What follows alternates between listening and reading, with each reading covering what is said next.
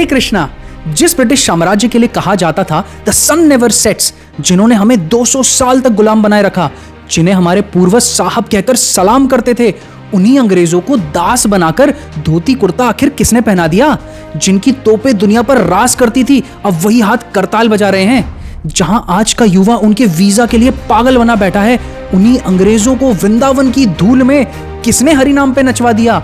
यह कथा है एक ऐसे महापुरुष की जिन्होंने न केवल दुनिया के नक्शे पर बल्कि दिलों पर कृष्ण भक्ति का साम्राज्य खड़ा कर दिया। वह है हमारे श्रीला अभय चरणारविंद भक्ति वेदांत स्वामी प्रभुपाद।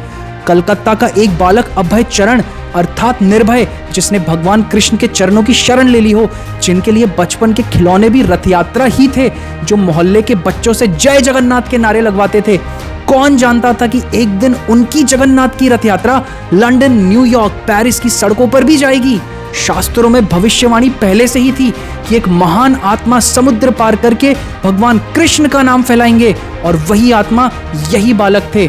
जब वह युवा थे तभी अपने गुरु श्रीला भक्ति सिद्धांत सरस्वती ठाकुर प्रभुपाद से मिले और पहला आदेश मिला कि तुम अंग्रेजी में चैतन्य महाप्रभु का संदेश फैलाओ। यह आदेश उनका प्राण बन गया। संघर्ष लेकिन आसान नहीं था। दिल्ली की गलियों में अकेले किताबें बेची, वृंदावन में राधा दामोदर मंदिर की कोठरी में श्रीमद् भागवतम का अनुवाद किया। भूख, बीमारी, अकेलापन, पर एक ही धुन, गुरु का आदेश पूरा करना है। और फिर वह क्षण आया, वृद्ध शरीर, लगभग 69 साल की उम्र, जेब में 40 रुपए, जहाज जलदूत। समुद्र में 2-2 बार दिल के दौरे पड़े।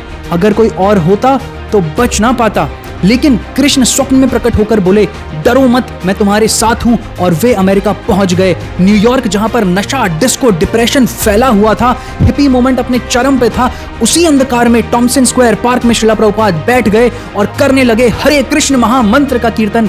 पहले लोगों ने हंसी उड़ाई, पर फिर वही युवा झूम उठे, नशे से निकले और भक्ति में डूब गए। और यहीं से शुरू हुआ कृष्ण भावनामृत का आंदोलन।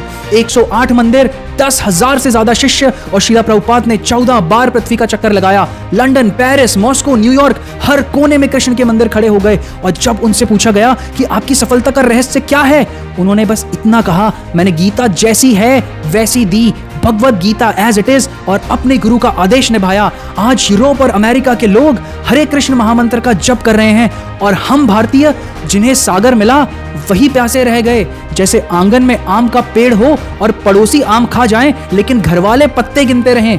तो क्वालिटी ऑफ लाइफ को जरूर चेस करो, पर यह भी याद करो, there is a life that exist beyond this life. और इसे जानने के लिए हमें पढ़नी पड़ेगी श्रीला प्रभुपाद की Bhagavad Gita as it is. तो बोलिए श्रीला प्रभुपाद की जय।